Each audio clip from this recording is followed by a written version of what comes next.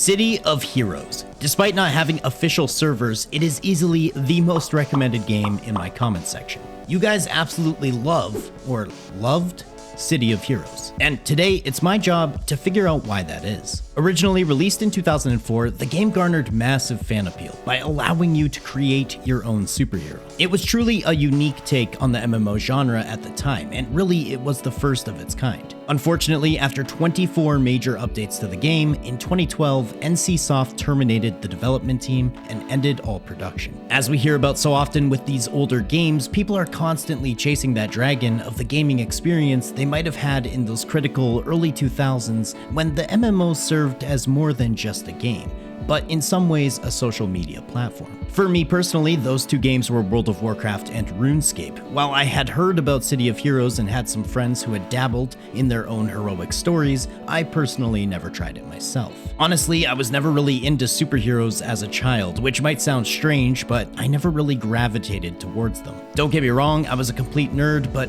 not really the comic book or superhero type of nerd.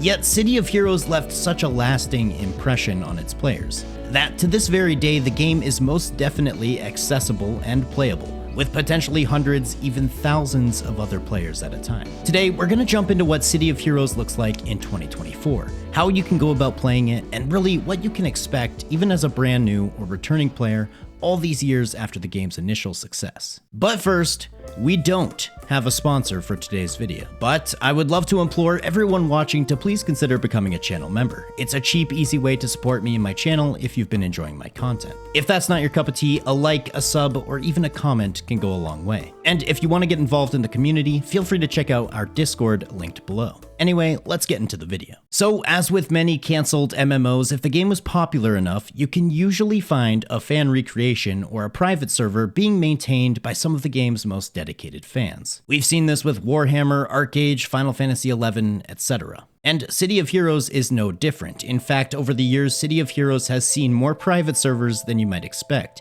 each with their own unique take on the game's development towards the future. Some of these private servers try their best to remain as the original City of Heroes was, with very limited to no changes at all in order to provide that authentic experience. Others, on the other hand, have added quality of life updates, boosted XP rates, and even in some cases, completely brand new content that was never seen in the original game. You can find different ways to play City of Heroes on all these different servers. However, earlier this year, the most populated private server, Homecoming, was actually given the nod by NCSoft to continue with their production and maintenance of the server. This is really important because companies generally hold the right to hand out cease and desist notices to any private server that uses their assets. This essentially means that on any given day, if the company so decided, your progress and your character and everything you achieved on that private server could one day just be wiped out. So that's the server that I'm going to be playing on today. Homecoming has been in operation since 2019, and oftentimes players might remark that some of the changes that the Homecoming team has made seems like the changes the original developers would have also made to the game. It feels like they have a sort of similar vision. So let's get into it. I joined the very populated Excelsior server, and apparently I can make up to 1,000 characters. Chat, is this real? Now, City of Heroes has one of the most robust character creation experiences I've ever had the pleasure to take part in. I'm not sure if this is exactly what it looked like in 2004, but if so, it was way ahead of its time. In fact, I can't even think of many modern games that allow for this much expression simply within the first few moments of gameplay. You're first asked to choose between Primal Earth and Praetorian Earth. These appear to be different introductions to the game. In Primal Earth, you can create a hero or a villain, but in Praetorian, you can be Resistance or Loyalist. However, the game suggests that as a new player, you take part in the Primal Earth intro to the game, so that's what I chose. Afterwards, you choose a narrative option for how your character gained their powers, whether it be mutations, magic, technology, etc. Next, you're given a list of sort of different playstyles, it seems, from tank to melee damage to support and pets. Now, I don't often play pet classes in games, and I felt like trying something a bit different. Also, I wanted to see how pets would play out in a superhero setting.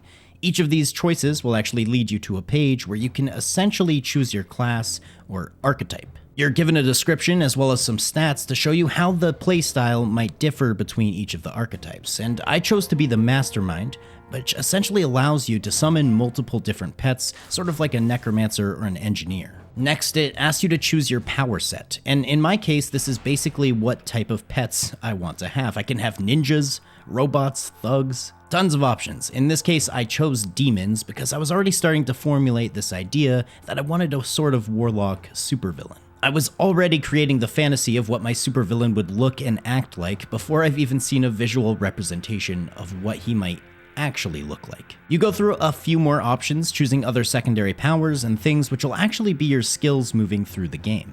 There's no set class per se, and there's so much customizability that I can feel it being slightly overwhelming. However, I still have 999 other character slots, so if there's something I really didn't like about my choices, I could just start over. Finally, we're into the actual visual character customization. First, you choose a body type before getting into your costume. Now, unlike most MMOs, there is no gear in the traditional sense of the word. When you design your character's costume, that's going to be what they're going to look like. You can later on change your costume in-game, however, you're not going to be equipping new armor that's going to be changing your appearance ever. Oftentimes in the past, I've labeled this as a bit of an annoyance. It doesn't allow you to express your character's power through their equipped items, and most of the time I think this is a complete miss. However, I'm going to be honest, I think in a superhero MMO, this is understandable. Generally, superheroes or villains wear the same or similar outfits. You don't see them changing too often. It also works in City of Heroes because of just the massive amount of customization you have at your fingertips. If you can think of a design for a superhero, it's probably possible, in some way, shape, or form, to get pretty close to what you were thinking of. I spent altogether too long customizing my genetically mutated demon summoning warlock supervillain.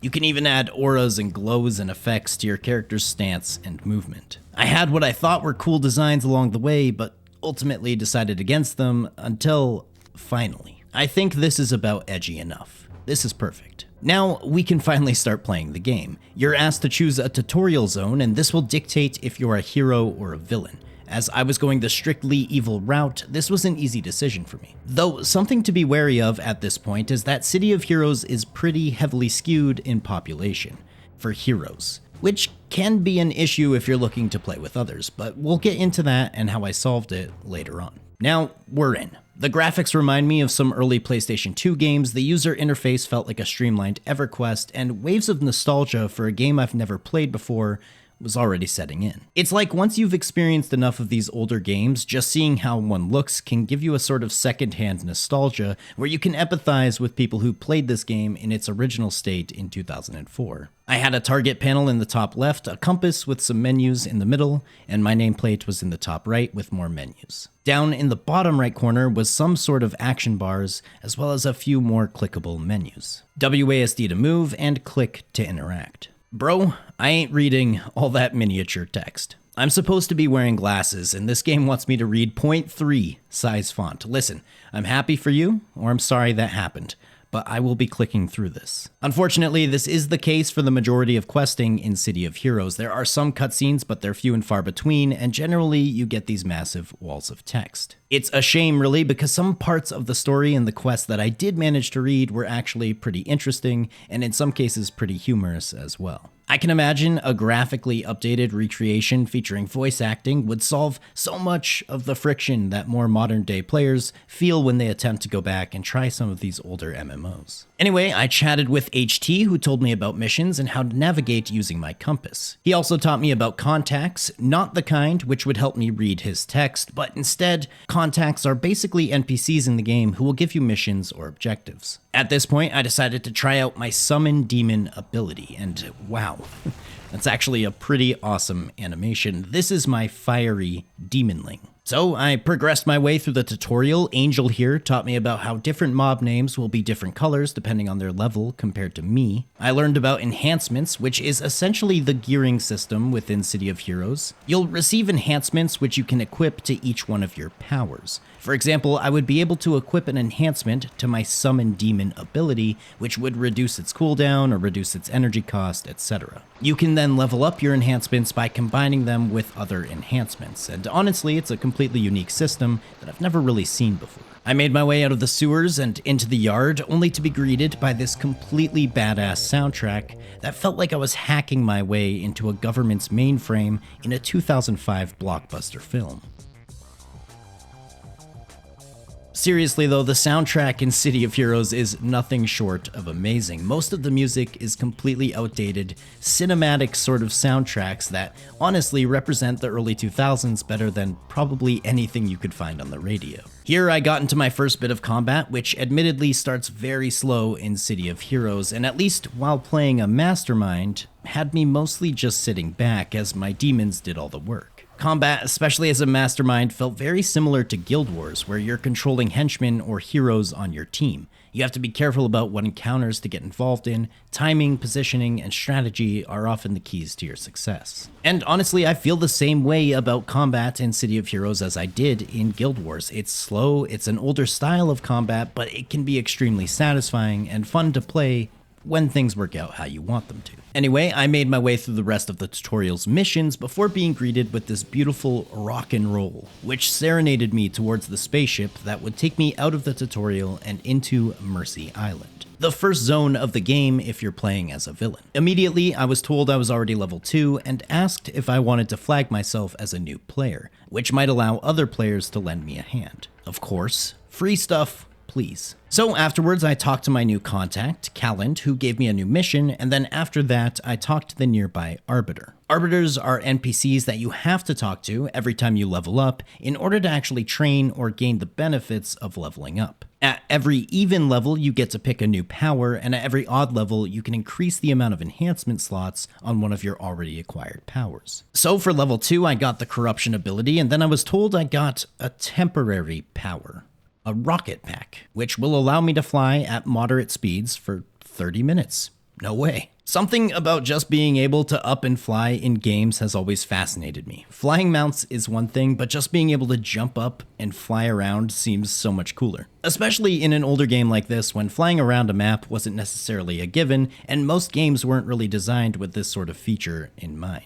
I had to figure out how to permanently be able to fly as soon as possible though, because I know after this 30 minutes of jetpack is used up, I was gonna be missing the ability to fly around way too much. Anyway, my first mission was to take this ship, so I clicked on it, I sat through a small loading screen, and when I landed, apparently I clicked again, which took me right back to where I came from. Okay, being a little bit more careful this time, I was able to step away. Now, missions are pretty much the bread and butter of the leveling experience within City of Heroes. Basically, you'll talk to a contact or an NPC with a mission, and they'll tell you something like, defeat Birch and all his negotiators. And your compass will update with a building or a ship or a door or a hole in the ground that you have to go to. And then when you click on that door, ship, hole in the ground, or building, it'll put you into an instanced area like this where you can complete the mission. There are some missions that happen in the open world, but these are very few and far between. While taking down some of these longbow scum, I noticed in my action bar that the button Inspirations had turned green.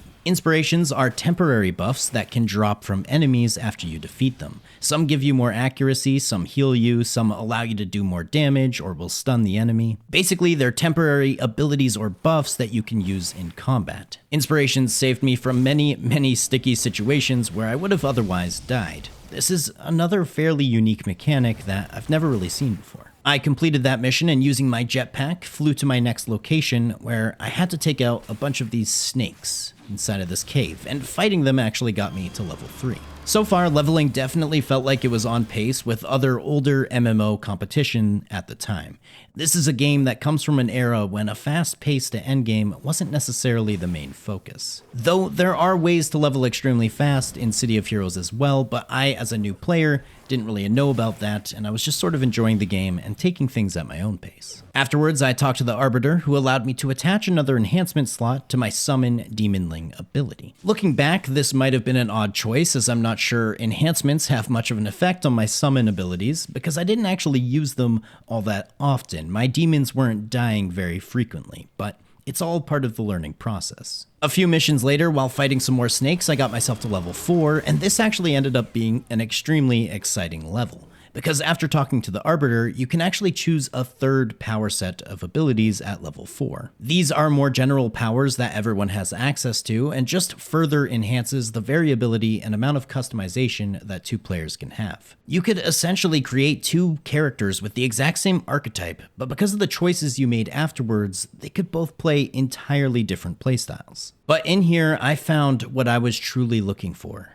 the flight power set, which granted me the ability to fly. No longer did I have to use that stupid temporary jetpack, I could just fly on my own. And with my shadowy dark aura trailing behind me, I looked like one of the Death Eaters from Harry Potter, just flying around Mercy Island.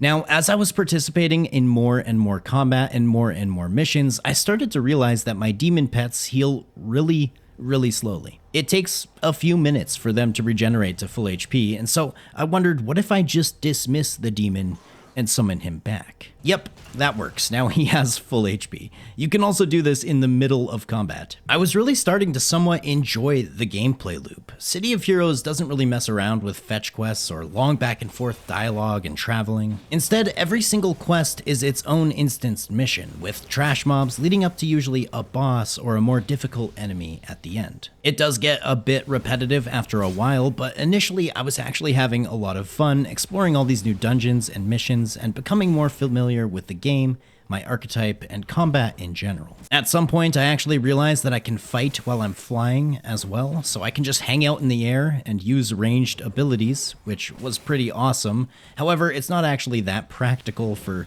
most of the combat scenarios I was getting involved in. I took out the snake boss, Cyrus, which actually got me to level 5, and afterwards I was introduced to Dr. Graves, and some of the other supervillains, which would be characters in sort of my main storyline quests for the foreseeable future. However, it's important to note City of Heroes doesn't really have one main storyline or story quest series like you might find in other games. Instead, it's broken up into many different story arcs, some small and some quite large, that you can find and complete throughout the game and in every different zone. Also, speaking of zones, this is when I learned about the ferry system, which is one of the travel systems used to actually move your character between zones. Dr. Graves had me go to the next zone for my level bracket, which was Port Oaks. I was hoping at some point that the artistic and graphical style might change from the sort of depressing gray cityscape that seems to make up most of City of Heroes. But unfortunately, that did not seem to be the case. In every zone I ever went into in the game, there is generally this gray sort of sprawling, but somehow also not very lived-in city feeling. It was pretty desolate and had this weird, long-forgotten feeling about it that in some ways takes away from the game. But in some ways, it also gives it a really unique vibe. It's hard to explain, but if you play for even a few hours, you'll know exactly what I mean. At this point, my son paid me a visit. He was angry that I chose to be a supervillain instead of a superhero, but I promptly pointed out to him that he was wearing a creeper sweater, and in Minecraft, a creeper is most definitely on the villain side of things. At this point, I got myself to level 6, which was absolutely amazing because I realized I could now summon 2 separate demonlings, a fiery one and an icy one. Now, I have to give credit to City of Heroes with this. Every single level that I had achieved was completely game-changing in terms of my character's power. Leveling up was most certainly not just a number that would change as you progressed. Your accuracy is highly dependent on how close in level you are compared to the enemies you're fighting. And oftentimes receiving a new power or an upgrade, like my new second demon, would make things you were fighting just moments before feel immensely weak compared to your new upgrades. This is something I think a lot of games has sort of lost the plot with, but City of Heroes does a great job at making your progression feel very real and tangible through your character's power. With my new double demon summon, I felt completely OP. Now, at this point, when I made my way back to Dr. Graves, he mentioned that I have to be level 10 in order to continue with his line of questing. I was a little unsure how I was supposed to get to level 10 if I didn't have any more missions to complete. However, I quickly found the contact page, where you can find new potential contacts that have missions for you, and I began working on those. First, I robbed a bank, and then I got to level 7 while fighting some more snakes. I had an extremely close call where I almost died for the first time before getting to level 8. I picked myself up a new power, Crack Whip, and eventually I got to a quest that was actually fairly difficult. I had to clear out this hatchery of snakes, and the mob density in this room compared to anything I had done prior put me in a couple of sticky situations, but I managed to beat my way through it. Here I finally got to level 9, but to be honest, the leveling had slowed down to an absolute crawl at this point, oftentimes taking an hour or more to gain just one level. But we had to push on to get to level 10 in order to continue the Dr. Graves questline. Now, one interesting thing is that if you find a new contact that you haven't actually spoken to before, you can actually teleport directly to them, even if they're in different zones. Mr. Bokor here was in Port Oaks, and even though I was in Mercy Island, I was able to teleport directly to him. But you can't use this teleport once you've used it once, so use them wisely, I guess. Anyways, a little while later, I was finally level 10 and able to continue on with the Dr. Graves storyline, which led me inside a cave where, well, I died almost immediately. The resurrect button just says, go to hospital. Now, here my game recording decided to freeze. In fact, this happened almost every time I died, and even though I respawned in the hospital like something out of GTA 5, my OBS was still just recording my character's dead body. I'm not sure why, I can only assume the universe was out to shame me for my humiliating failure. Anyways, I tried again and died again. This time you can actually see the hospital. Nice. But I decided I'm gonna take a break and come at this again tomorrow with a fresh mindset, as I had played almost 8 hours straight of City of Heroes at this point. Alright, day 2. Let's try this again. I almost died to this exploding altar that completely destroyed me and my demon's HP. I guess the key is to stand far away. The second altar sent one of my demons all the way back to the 4th circle, but finally, after taking down Zephyr, I was able to finish the mission and continue on. I made my way into the next zone, Cap Audiable, more sprawling gray cityscape, though a slightly larger city this time. I got myself to level 11 and came across my first Seer, a rather annoying NPC with a ton of HP. Before even training for level 11, I had already gotten to level 12, and this was another absolute game changer of a level, because I could learn to summon demons. Wait, don't I already have summon demons? No, I have summon demonlings, the little guys. Summon demon is a big boy. And now I have 3 demons under my control. Not to mention, this big guy can also heal the little guys, so if I felt overpowered before, I definitely feel like nothing can stop me now. I reached another stopping point in the Dr. Graves questline, which had me waiting to level 15 to continue on. So I did what I did before, and I found more contacts, and I got myself to level 13, and then on to level 14, and a little while later, level 15 as well. Now, I understand I went through that really quickly, but in between level 13 and 15 was probably 4 hours of missions, gameplay, and fighting enemies, just so you're very well aware of the exceptionally slow pace at which leveling occurs. Finally, I learned about the Facemaker, which is basically a transmog station where you can have different costume presets that you can switch between. And during the story quest, I fought against Omnicore, which was an interesting fight as I had to destroy her shield generators that were located throughout her base before I could actually damage her. And eventually, the next day, I saw some people in chat talking about task forces and how they are supposedly the best way to level up. Generally, it seems you want to join forces with other people in the game and participate in farms or quests, and that this is the fastest way to actually gain experience. Seeing as how up to this point I had basically played the entire game solo, I figured I would start leaving some messages, saying that I'm a new player and I'm looking for a group. I put those in the dedicated LFG chat, and eventually somebody messaged me and asked me if I wanted to join his group doing Steel Canyon radio missions. Whatever that means. But he said he couldn't invite me for some odd reason. He said there seemed to be an error and the game thought I was in another group, so I logged out and I logged back in and we tried again. To which he informed me that I'm on the enemy faction. It was now that I realized that because I played a villain, I wouldn't actually be able to group up with anyone who had chosen to play a hero. At this point, I figured I would just keep questing and I'll keep an eye on the LFG chat to see if anyone was looking for other villains to team up with. Me and the demons were a little bored, so I found this spot on top of the Mercy Island Tower where my demons kept trying to jump up to me, but they fell off every time. And I was pretty amused, at least for the time being. I also found another mastermind who had 6 robots following him. He was level 40 and I was positively jealous, but also excited for the future when I would have 6 demons as well. I did some more missioning. I got to level 16 while disguised as an Arachno soldier, but ultimately I came to the conclusion that there are just not many people playing this game as a villain. The entire LFG chat was almost completely hero faction or rogue, which could be both factions. I thought I had potentially well and truly killed my chances of being able to play with others. That is, until I did a bit of research. Apparently, City of Heroes Homecoming added the ability to switch between factions. But first, I had to find an NPC named Null the Gull. Now, Null the Gull is located in a cross-faction nightclub known as Pocket D. which you can get to from a couple of different locations in the game. I climbed into the back of this truck and was quickly escorted away to a shady nightclub, and there he is. Null the Gull is literally a seagull sitting on top of a truck. I told him I wanted to be a selfish rogue, which would allow me to play with both heroes and villains whenever I wanted. I was a little unsure why the game doesn't let you choose this immediately from the beginning. Maybe it does, and I missed it somehow, but here we are. I couldn't completely abandon my villainous roots, but now I was a rogue villain, and I could team up with heroes to do some group content. Eventually, a group invited me to join them and told me to head towards the Rickety War Zone. Okay, I had no idea where that was actually located, and I felt entirely too rushed, so I was haphazardly Googling things on the side while trying to traverse through the hero zones that I had never been to before. It was a bit of a humbling experience, but eventually I managed to catch up with the group. It was also at this point I realized I was level 49. What happened?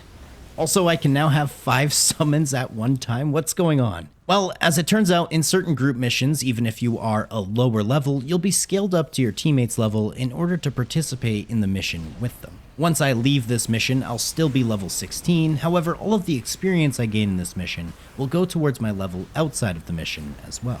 I had absolutely no idea what any of my teammates were doing. Some of them appeared to have over 20 buffs at one time, and they were absolutely blasting through whatever this mission was. I wanted to help, but ultimately, I felt a bit like a waste of space. The experience in here was pretty crazy, getting between 200 to 300 experience every time we killed an enemy. And eventually we completed the mission, which actually gained me a level. Where before it was taking an hour or more to gain a single level, I just went from level 16 to 17 in about 6 minutes. Anyways, the team disbanded after that, and I was grateful that I got to at least experience a little bit of the group content within City of Heroes. At this point, I felt like I had played enough to give my take on my first impressions of the game. So, here goes.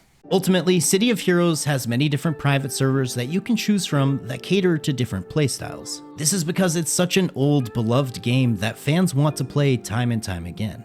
I was a little apprehensive coming into this game because I wouldn't have those rose-tinted nostalgia goggles, and I was worried that I would find the game outdated, boring, and ultimately not for me. This wasn't really the case, however. Every once in a while, those rose-tinted nostalgia goggles can actually transcend a bit of time and prove to even a modern audience that an old game can still be quite fun and engaging even in 2024. Not to mention that some of the nostalgia of the game is so inherently baked into other games from the same time period, like Guild Wars or EverQuest 2, certain mechanics and graphics and playstyles just feel so distinctly from that era. Anyway, City of Heroes has some of the coolest customization I've ever seen in an MMO. I set out to make an edgy sort of warlock, and the game guided me into making something beyond what I could even imagine. A genetically mutated demon summoning warlock who wears a gas mask. I was completely fully immersed into actually being my character, which is not something that happens too often, especially for someone like me who's constantly playing new MMOs all the time. The feeling of character power increasing as you progress through the game is an absolute masterclass. Sometimes a mission would almost feel literally impossible, and then by just leveling up, it was now a cakewalk. Something modern games have completely lost by trying to make sure all of their content is relevant all of the time is that there's fun in being overpowered for small amounts of time. Of course, the game can't have you being overpowered all the time, that would be unbalanced, but every once in a while, a little bit of kicking ass is an awesome feeling. And then the private server Homecoming now being completely endorsed by NCSoft means you don't have to worry about some sort of potential takedown in the future, and you can have a lot more confidence in the long-term maintenance of the server, your character, and the stability of the group of friends that you might play with. It also opens the door for many new players who were otherwise wary or untrustworthy of playing on private servers to feel a bit more secure about joining up. As for anything negative, really all of that comes to the outdatedness of the game. Graphically, the game is at a severe disadvantage to many of its competitors. Especially the bleak, seemingly endless cityscape, it's a little depressing for me personally. The long written out blocks of text for every quest can make following the story quite a chore. And the sparse amount of cutscenes that do exist are pretty poorly done, unfortunately. And finally, combat, while it definitely has its charm and it's fun in its own way, compared to anything modern, it feels very slow, janky at times, and most of all, just old. With all that being said, City of Heroes is definitely worth checking out in 2024, even if just for the character customization. go make your own hero or villain. Why not? Anyway, I want to say thanks to everybody who made it to the end of the video. Don't forget to like, comment, potentially subscribe. And if you really enjoyed the video, consider becoming a channel member. That's it for this one, and I'll catch you all in the next one. Later.